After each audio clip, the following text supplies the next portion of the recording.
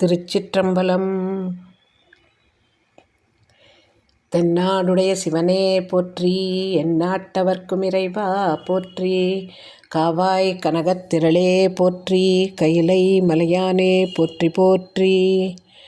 இமைப்பொழுதும் என் நெஞ்சில் நீங்காத இறைவனின் தாழ்வெழுத்தி, என் குருநாதர் இருக்கும் திசை நோக்கி தொழுது அடியார் பெருமக்கள் அனைவருக்கும் என் பணிவான வணக்கங்களை கூறிக்கொள்கிறேன். இன்றைக்கு திருமுறை சிந்தனையிலே, திருமுறை தெருள் தளத்திலே நாம் பார்க்க இருக்கின்ற பதிகம் சுந்தரமூர்த்தி சுவாமிகள் அருளி செய்த 7ஆம் திருமுறையில் 79வது பதிகமாக அமைந்திருக்கின்ற திருப்பற்பதம் என்ற தலத்திலே பாடிய பாடல். ஸ்ரீ பற்பதம், அதை பற்பதம் என்பது மலை. ஸ்ரீ சைலம் என்று இப்பொழுது நாம் அழைக்கின்றது. அந்த ஸ்ரீ என்பதற்கு தமிழ்படுத்தி திரு, சைலம் என்பதை தமிழ்படுத்தி பற்பதம் அப்படின்னு திருப்பற்பதம்னு பெயரை அமைத்திருக்கின்றார் இவர். இது காலத்தி மலையிலே நின்று கொண்டு அந்த பதிகத்தை, அந்த தலத்தை நினைந்து பாடுகின்ற பாடல். காலத்திக்கு மேலே வடக்க போகலை, அந்த காலத்தில் நின்று கொண்டு பாடுகின்றார். முழுக்க முழுக்க முழுக்க இந்த பதிகம் பூரா இயற்கை வர்ணனை. அந்த மலையில் எப்படியெல்லாம் மிருகங்கள், மான், யானை அப்படின்னு எல்லாம் எப்படி நடமாடுகின்றன அப்படிங்கிறதெல்லாம் விளக்கி கொண்டே இருக்குது. இவ்வளவு செழிப்பு மிகுந்த மலை, அந்த மலையில் தான் அது எங்கள் சிவபெருமானின் மலை அப்படின்னு நம்ம அந்த கடைசியில் சேர்த்துக்கிடணும். இவர் இப்படியெல்லாம் நடக்கிற சீபற்பத மலையே அப்படின்னு முடிப்பார். நம்ம அந்த சீபற்பத மலை தான் எங்கள் சிவபிரானின் மலை அப்படின்னு சேர்த்து எடுத்துக்கிடணும். அது தொக்கி நிற்குது. நம்ம அதை சேர்த்தே தான் பொருள் கொள்ளணும் ஒவ்வொரு இதுலேயும். முதல் பாட்டில் என்ன சொல்கிறாருன்னா, மான் இனம்னா மானிலேயே நிறைய வகைகள் உண்டு இல்லையா, அது மாதிரி எல்லா வகையான மான் அந்த இனங்கள், அப்புறம் மயில் எல்லாம் ஒன்றாக கலந்து அங்கேயும் இங்கேயும் மேய்ந்து, அப்புறம் பெரிய புல், அதுக்கு வேண்டிய உணவு இதெல்லாம் மேய்ஞ்சாச்சுன்னா தண்ணி குடிக்கணும் இல்லையா, ரொம்ப பெரிய சுனை இருக்குது. அந்த சுனையில் போய் தண்ணியை குடிச்சிட்டு அங்கே இருக்கின்ற பூக்கள் நிறைந்த பெரிய பெரிய மரங்களில் அப்படியே உராய்ந்து கொண்டு அங்கே சுற்றி இங்கேயும் அங்கேயுமா போயிட்டு தேன் மாதிரி இனிக்கக்கூடிய மாம்பழங்களை தரக்கூடிய மரங்கள் நிறைந்த சோலை, அதில் நிழலாக இருக்கான். ஏன்னா மாமரங்கள் நிறைஞ்சிருக்கு இல்லையா, அதனால் நிழலாக இருக்கான். அதில் போய் படுத்து தூங்குதான். அப்படிப்பட்ட இயற்கை வளம் நிறைந்த மலை ஸ்ரீபற்பத மலை, அது எங்கள் சிவபெருமானின் மலையாகும் என்று முதல் பாடலிலே கூறுகின்றார். இதிலே அவர் குறிப்பிடுகின்ற மிருகங்கள் மான், அப்புறம் மானிலேயே இருக்கின்ற பல இனங்கள், மயில், இவை அனைத்தும். மானும், பாடலை பார்ப்போம். மானும் மறை இனமும் மயில் இனமும் கலந்து எங்கும் தாமே மிக மேய்ந்து தடம் சுனை நீர்களைப் பருகி பூ மாமரம் உறிஞ்சி பொழிலூடே சென்று புக்கு தேமாம் பொழில் நீழல் துயில் சீபற்பத மலையே. இங்கே அவங்க தாமே மேய்ந்தன. அதாவது யாரும் அதை மேய்க்கலை. அதாவது மக்கள் ஆடு மாடெல்லாம் மேய்க்கிற மாதிரி இந்த மான்லாம் யாரும் மேய்க்கிறதுக்கு யாரும் கிடையாது. அவை தானாக மேய்ந்து தனக்கு உணவு தேடி அவை அலைந்து உணவை எடுத்துக்கிட்டு அப்புறம் நீர்நிலையை தேடி சென்று நீரை அருந்திவிட்டு மரங்களினூடே அப்படியே உரசிக்கிட்டே போய் அந்த உறிஞ்சி என்ற சொல்லுக்கு உராய்ந்து கொண்டே செல்லல் என்று அர்த்தம். அப்படியே போய் படுத்து தூங்கிறது இந்த மலை என்று கூறுகின்றார். அந்த செழிப்பினை நமக்கு விளக்கமாக கூறுகின்றார். அடுத்து 2வது பாடலிலே என்ன கூறுகின்றார் என்றால், அந்த இடத்துல நிறைய மலைச்சிகரங்கள் இருக்குது, அந்த மலைச்சாரல் இருக்குது, அந்த மலையில் ஏகப்பட்ட சோலைகள் இருக்குது. அதுக்கு பக்கத்தில் கூட்டமாக யானைகள் எல்லாம் போய் சுற்றிக்கிட்டே இருக்கான். அப்போது அங்கே இருக்கின்ற குறவர்கள் என்ன செய்கிறாங்கன்னா, யானைகளை பிடித்துக்கிட்டு அவற்றிற்கு உணவு ஊட்டுகின்றார்கள். பிடிச்சிட்டு இருந்த யானை அப்படி விட்டுற முடியுமா? தானாக அலைஞ்சிட்டு இருந்ததுன்னா போன பாடலில் சொன்ன மாதிரி மான்கள் மாதிரி தானாக மேய்ந்து சாப்பாடை தேடும். ஆனால் இங்கே பிடித்து கொண்டு கட்டியாச்சு இல்லையா, அதனால் அவங்க வலுக்கட்டாயமாக அதுக்கு சாப்பாடு ஊட்டிக்கிட்டு இருக்காங்களாம். இதை இது சாப்பாட்டை ஊட்டும் பொழுது அந்த ஆண் யானைகள் எல்லாம் கத்துது. ஏன்னா ஒரு இடத்துல கட்டி வச்சுருக்காங்க, வலுக்கட்டாயமாக சாப்பாடு கொடுத்துக்கிட்டு இருக்காங்க அப்படின்னு சொல்லிட்டு அது கற்று அங்கே ரொம்ப வருத்தத்தோடு இருக்குது அந்த யானைகள் எல்லாம்.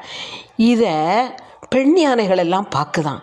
ஆகா, அவங்க ஆண் யானைகள் எல்லாம் பிடிச்சு உள்ளே வச்சுருக்காங்க, பிடித்துக்கிட்டு அதை கெட்டி போட்டு அதுக்கு சாப்பாடு வேற ஊட்டிக்கிட்டு இருக்காங்களே, ஐயோ அதுக்கு நிறைய தொல்லை கொடுக்காங்களே, அதில் என்னோட ஆண் யானை, என்னுடைய இணையான ஆண் யானையும் இருக்கோ அப்படின்னு சொல்லிட்டு மனசு கலங்கிக்கிட்டு சத்தம் கொடுத்துக்கிட்டே ஓடுதான் இங்கேயும் அங்கேயும். என்னுடைய இணை அங்கே இருக்கோ அப்படின்னு சொல்லிட்டு அங்கே போகுதான். இப்போ அந்த ஆண் யானைகள் இருக்க ஆண் யானைகள் இந்த பெண் யானைகள் கத்திட்டு வர்றதை பார்த்தோன்னே, என்னடா இது எல்லாம் இப்படி கத்திட்டு வருதே பெண் யானைகள் அப்படின்னு சொல்லிட்டு இவங்க கையில் சிக்கிறான், நமக்கு ஆபத்தேன்னு சொல்லிட்டு அவங்க கையில் அகப்படாமல் அதெல்லாம் பிளிரிக்கிட்டு ஓடுதான். அப்போ அந்த இடத்தையே யோசிச்சு பாருங்களேன், இங்கே யானைகளை கட்டி உணவு கொடுத்துக்கிட்டு இருக்காங்களாம். பெண் யானைகள் பயத்தில் பிளிரிக்கிட்டு ஓடுது. அப்போ கூட்டமாக ஒரு 10 பெண் யானை ஓடிச்சுன்னா அந்த இடம் எப்படி இருந்திருக்கும், அதிர்ந்துருக்கும்னு தோணுதில்ல. அது கத்த கேட்டு ஆண் யானைகளே பயந்துட்டு தான், இவங்க கையில் கிடச்சா நம்ம அவ்வளோதான் அப்படின்னு பயந்துக்கிட்டு அவையும் பிளிரிக்கிட்டே ஓடுதான். இப்படிப்பட்ட இடம் இங்கே. இது அந்த பெண் யானைகள் தேடி வந்து இழைச்சி போகுதான். ஐயோ நம்ம தேடி வந்தோமே, இதை காணுமே அப்படின்னு இது அலறி அடித்து தப்பிச்சோம் பழைச்சோன்னு இந்த ஆண் யானைகள் ஓடிவிட்டன. இப்படிப்பட்ட சிறப்புகள் மிகுந்த ஒலிவுகள் மிகுந்த ஊர் தான் இந்த மலை தான் இந்த திருப்பருப்பதம். அந்த மலை எங்கள் சிவபிரானது மலை என்று கூறுகின்றார். பாடலை பார்ப்போம். மலைச்சாரலும் பொழிற்சாரலும் புறமே வரும் இனங்கள். இங்கே குறவர்கள்ங்கிற சொல்லலைனாலும் அந்த இடத்துல நாம் சேர்த்துக்கிடணும். அங்கே இருக்கின்ற வேட்டுவர்கள், அந்த ஜாதி என்பது குறவர் என்று அழைக்கப்படுவது, செய்யும் தொழில் வேட்டுவ தொழில், அதனால் வேடர்கள். அந்த வேடர்கள் மலைச்சாரல் பொழிற்சாரலும் புறமே வரும் இனங்கள். இங்கே இனங்கள் என்பது யானை கூட்டம். இனங்கள் மலைப்பார் கொணர்ந்து இடித்து ஊட்டிட. மலைக்கு பக்கத்தில் மலைச்சாரல்லையும் சோலைகள்லேயும் இருந்த கூட்டங்களை பிடிச்சிக்கிட்டு வந்து மலைக்கு பக்கத்தில் கொணர்ந்து இடித்து ஊட்டிட மலங்கி தம் களிற்றை அழைத்தோடியும் பிளிரி இவை அலமந்து வந்து எய்த்து திகைத்தோடி தம் பிடி தேடிடும் சீர்பற்பத மலையே. ஆக ஆண் யானைகள் இங்கேருந்து கையில் சிக்காமல் ஓடணும். அதுக்கு இன்னொரு நினப்பும் அந்த ஆண் யானைகளுக்கு இருக்குது. பெண் யானை கத்துன உடனே பயந்து ஓடுது. அப்போ இவங்களுக்கு என்ன இந்த கத்துறதுக்கு காரணம், ஒருவேளை நம்ம பெண் யானைகள் அந்த வேடுவர்கள் பிடிச்சிட்டாங்களோ அப்படின்னு அந்த பெண் யானைகளும் நினைக்குதான். முதல்ல ஆண் யானைகளை பிடிச்சிட்டாங்களோன்னு பெண் யானைகள் கத்த ஆண் யானைகள் பயந்து ஓடி, ஒருவேளை பிடிச்சதுனால தான் இதுக்கெல்லாம் கத்திட்டு வருதா அப்படின்னு அந்த ஆண் யானைகளும் திகைத்து நிற்கின்றனவாம். இப்படி ரெண்டும் ஒருத்தரை நினச்சி ஒருத்தர் திகைத்து, ஒருத்தரை பார்த்து ஒருத்தர் பயந்து அப்படின்னு ஓடுகின்ற இடம் இந்த சீர்பற்பத மலை என்று கூறுகின்றார். என்ன ஒரு அழகான கற்பனை இல்லை? ஆனால் நினச்சி பார்க்க கொஞ்சம் பயமாக இருக்குது. இப்படி யானை ஓடிச்சுன்னா அந்த இடத்துல நம்ம இருக்கக்கு பயமாக இருக்கும் இல்லையா? அடுத்தாக்கில் அங்கே இருக்கின்ற பெண்கள். இப்போ முதல்ல வந்து அங்கே இருக்கின்ற வேடர்களை பற்றி சொல்லியாச்சு. இப்போ இங்கே அடுத்தாக்கில் அங்கே இருக்கிற பெண்களை பற்றி சொல்லுகின்றார்.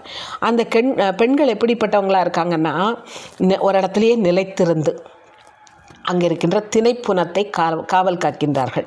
இப்போ நம்ம பழைய கதைகளெல்லாம் கேட்டிருக்கோம். திணைப்புனம் காவல் செய்வது அப்படின்னு அந்த மகளிரெல்லாம் ஒரு பரன் மாதிரி வச்சு அது மேலே உட்காந்துட்டு கவன் வச்சு கல்லெறிஞ்சு விரட்டுவாங்கல்ல, அதே மாதிரி தான் இங்கே அந்த பெண்கள் வந்து காவல் காக்கின்றார்களாம். அவருடைய மொழி வந்து ரொம்ப இனிமையாக இருக்குமா. அப்படியே இனிமையாக மொழி பேசக்கூடியவங்க வந்து காவல் காத்து கொண்டிருக்கின்றார்களாம். அப்போ அங்கே இருக்கின்ற கிளை வைத்த கதிர்கள்லாம் இருக்கும் இல்லையா, அந்த கிளை இருக்கிற கதிரில் வந்து கிளி அப்படி பச்சை கலரில் கிளி வந்து அப்படியே உள்ளே நுழைஞ்சு நைஸாக அதில் இருக்கிற கதிரெல்லாம் கொத்தி தின்னுட்டு போகுது. திங்கிறதுக்கு வந்து அதை எடுக்கு. இப்போ இந்த பெண்ணுக்கு, அந்த காவல் காத்துக்கிட்டு இருக்க இளம்பெண்ணுக்கு கோபம் வந்தது. நான் இங்கே நின்று காவல் காத்துக்கிட்டு இருக்கேன், இந்த கிளி என்ன கொஞ்சமும் மதிக்காமல் வந்து கதிரை எடுத்துகிட்டு போக வருது அப்படின்னு சொல்லிட்டு கவன் எடுத்து அதில் கல்லை வச்சு விருன்னு விடுதலாம். ஓசை எழுப்புகின்ற வண்ணம் அந்த கல்லை விட்டு எரிகின்றாள். கவனிலிருந்து விடுபட்டு போகுது. அந்த கிளி இந்த கதிரை எடுக்கணுங்கிற எண்ணத்தோடு அங்கே வந்தது. அந்த எண்ணம் மாதிரி அந்த கிளியும் அழகான கிளி என்று கூறுகின்றார். அது என்ன மாதிரி வெளியேறி பறந்து போகுதான். அப்பேற்பட்ட இடம் இந்த திருப்பற்பத மலை, அது எங்களது சிவபிரானது மலை என்று கூறுகின்றார். பாடலை பார்ப்போம். மன்னி, அதாவது நிலைத்து ஒரு இடத்திலே, மன்னி புனம் காவல் மடமொழியாள் புனம் காக்க கன்னி கிளி வந்து கவை கோலி. கவை என்பது இங்கே கிளை. கவை கோலி கதிர் கொய்ய என்னை கிளி மதியாது என எடுத்து கவன் ஒலிப்ப தென்னற்கிளி தென் என்றால் அழகுங்கிற பொருளிலே இங்கே வருது. தென்னற்கிளி திரிந்து ஏறிய, அது அப்படி பயந்து அந்த இடத்த விட்டு விருன்னு கிளம்பி போயிடுது அந்த கிளியும். அப்பேற்பட்ட சிறப்பு மிகுந்தது இந்த சீர்பற்பத மலை. அது எங்களது சிவபிரானது மலையே ஆகும் என்று கூறுகின்றார். அடுத்து 4வது பாடலிலே என்ன கூறுகின்றார் என்றால், அங்கே குரமகள், அதில் தினைப்புனம் காக்கின்றவள் தான் அந்த பெண். அவள் அவ்வளவு அழகாக, அவளுக்கு மையெழுதிய கண்களோடு பெரிய கண்களோடு இருக்கின்றாளாம். அவளுடைய சொற்கள் எல்லாம் இளமையாகவும் இனிமையாகவும் இருக்குது. அங்கே இருந்து தினைப்புனம் காவல் காக்கும் பொழுது ஒரு இடத்துல கூட இருக்கலாவ. ஏன்னா ஒவ்வொரு இடமா அலைஞ்சிட்ருக்கா, எல்லா இடத்துலையும் கிளி வருது இல்லையா, அதனால் ஒவ்வொரு இடமா அலைஞ்சு திரிஞ்சு ஆயோ அப்படின்னு ஒரு ஒலி எழுப்பி அந்த கிளிகள் எல்லாம் விரட்டி பார்க்கா. இவன் சத்தம் கொடுத்தும் அது ஓடலை, போகலை, பறக்கலை. அப்படின்ன உடனே என்னப்பா இது, நான் இவ்வளோ செய்தும் போட மாட்டேங்க அப்படின்னு சொல்லிட்டு கவனை எடுத்து அதில் கல்லை வச்சு கிளி இருக்கிற பக்கத்தில் கவன் கல்லை அடிக்கிறா. அதுக்கப்புறம் தான் கிளியெல்லாம் அஞ்சு ஓடுதான். போன பாடல்லையே கவன் எடுத்து அடித்த மாதிரி அடுத்த பாடல்லையே அடிக்க வேண்டியதானே. முதல்ல எதுக்கு சத்தத்தை கொடுத்து பார்க்கா? ஏன்னா கிளி எதுக்கும் அஞ்சாத கிளியாக தானே இருக்குது அங்கே வர்றது. ஏன்னா அதுக்கு உணவுங்கும்போது அது தேடித்தான் வரும். அது அந்த மாதிரி கவன் கல்லை வைத்து விரட்டுகின்றாள். அதெல்லாம் அந்த கல் எரியப்பட்டவுடன் அந்த செம்மையான வாய் உடைய கிளிகள் பயந்து ஓடுதான். அதெல்லாம் பாடிட்டு வேற நடமாடிட்டுருக்கான் எல்லா இடத்துக்கும். அப்படிப்பட்ட இடம்தான் எங்கள் சிவபிரானது மலையாகிய திருப்பற்பதம் என்கின்றார். பாடலை பார்ப்போம். மையார், மை எழுதிய மையார் தடம் கண்ணாள் மடமொழியாள் புனம் காக்க செவ்வே திரிந்து ஆயோ என. ஆயோ அப்படிங்கிறது விரட்டுறது. நம்ம சு அப்படின்லாம் விரட்டுவோம்ல, அதே மாதிரி கிளி விரட்டுறதுக்கு ஆயோ என்று கூறுவார்களாம். பழைய நாடகங்களில் ஆலோலம் அப்படின்னு கேட்டிருக்கோம் இல்லையா, அந்த ஆலோலம் செய்யதான். அதாயோ என போகா விட விழிந்து கை பாவிய கவனால். கை இங்கே ஈ என்று போட்டாலும் அது கையிலே இருந்த கவனால்.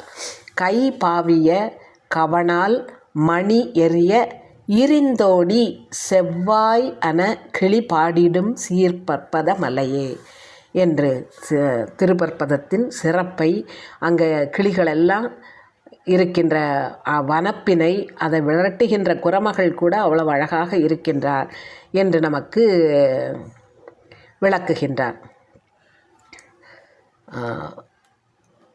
இங்கே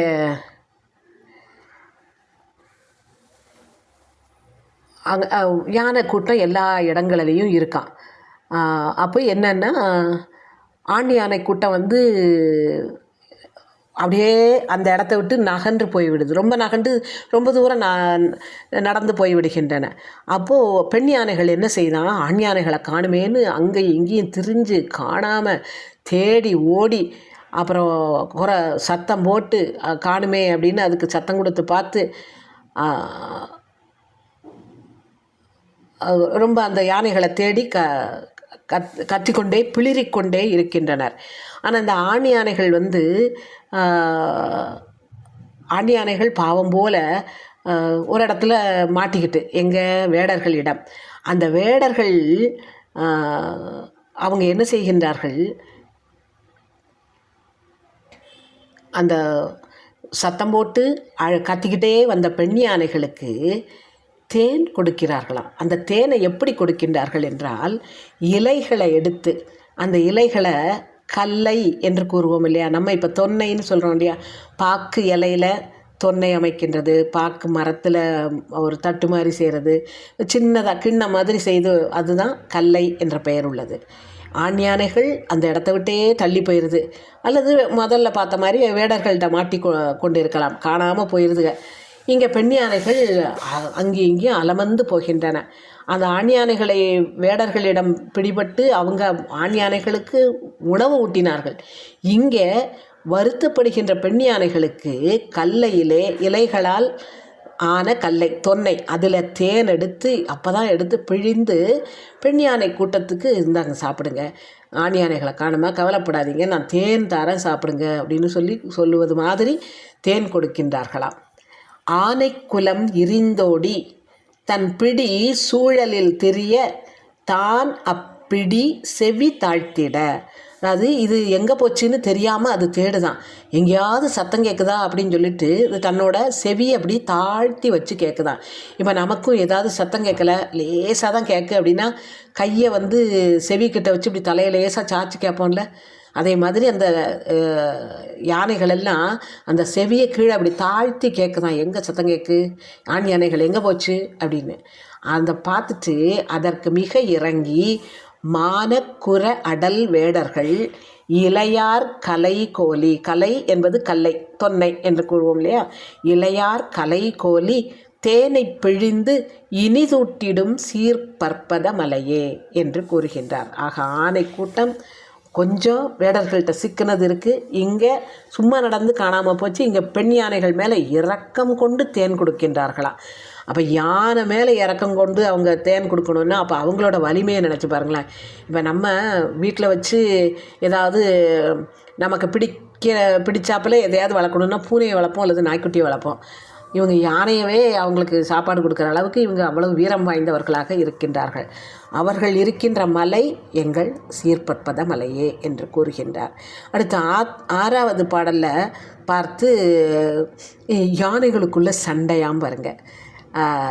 யானை மதம் பிடிச்சிருது. யானைக்கு மதம் பிடிச்சதுனால அது சத்தம் போட்டுட்டு கிடக்கும் இல்லையா, தன்னோட கோபத்தை வெளிப்படுத்துறதுக்கு துதிக்கையை தான் ஒசத்தி இது பண்ணும். கண்ணிலிருந்து கோப நெருப்பு பொறி மாதிரி வரும், மத நீர் ஒழுகும், அப்புறம் முகத்தை சுழிச்சுக்கிட்டு கத்தும் இல்லையா. அது என்ன கத்துதுன்னு இவர் என்ன சொல்கிறாருன்னா, நீ தன் இணையை பார்த்து சொல்கிறாராம், நீ என்னை விட்டுட்டு வேற ஒரு யானையை தேடி போனியா, இது நல்லாவா இருக்குது அப்படின்னு அது கத்துதான். பெண் யானை அதுக்கு பதில் சொல்லுதான், எப்படி என்னை பார்த்து அடாமல் ஒரு ஆற்றொணாத பழியை என் மேலே போடுதீங்களே, இதுக்கப்புறம் நான் உயிரோடையே இருக்க மாட்டேன் அப்படின்னு சொல்லிட்டு இந்த உலகத்துக்கே நான் சொல்ல போகிறேன், எல்லாருக்கும் தெரியணும் என் மேலே தப்பே இல்லை அப்படிங்கிறது அப்படின்னு. அது என் மேலே நீங்கள் குற்றஞ்சாட்டுகிறீர்களையா, அது அந்த குற்றம் பொய் அப்படின்னு இந்த உலகத்துக்கே நான் நிரூபிக்கணும் அப்படின்னு அந்த ஆண் யானையுடைய மதத்தை இந்த பெண் யானை இப்படியெல்லாம் பேசி குறைக்கிறதாம். அப்படி இருக்கின்ற இடம் எது? திருப்பற்பதம். அந்த மலைதான் சிவபிரானது மலை என்று கூறுகின்றார்.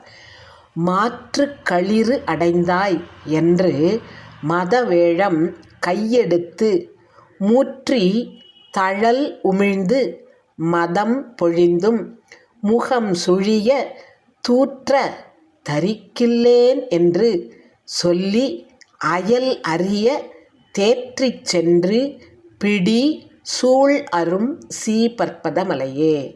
தேற்றிச் சென்று, அதாவது அது நீ கொண்ட கோபம் சரியில்லை அப்படின்னு அந்த கோபத்தை தேற்றி சூழ் அறுக்குதான், அது சபதம் ஏற்ற மாதிரி நீ சொன்னியே அதெல்லாம் தப்பு அப்படின்னு அயல் அறிய, எல்லாருக்கும் தெரியணும், நீ என்ன ரகசியமாக இங்கே வச்சு குற்றஞ்சாட்டிட்டு போயிடலாம் நினச்சியோ, எல்லாருக்கும் தெரிகிறப்பல நான் என் மேலே தப்பே இல்லைங்கிறத நிரூபிக்கிறேன் அப்படின்னு சொல்லி அதன் மதத்தை குறைக்கின்றதாம் இந்த பெண் யானை. இது இப்படி ஒரு கற்பனை, வினோதமான கற்பனையாக தோன்றுகிறது இல்லையா. இது அடுத்தாக்கில் இப்போ யானையை பற்றி இவ்வளோ நேரம் பார்த்தா அடுத்தாக்கில் கிளிக்கு போயாச்சு.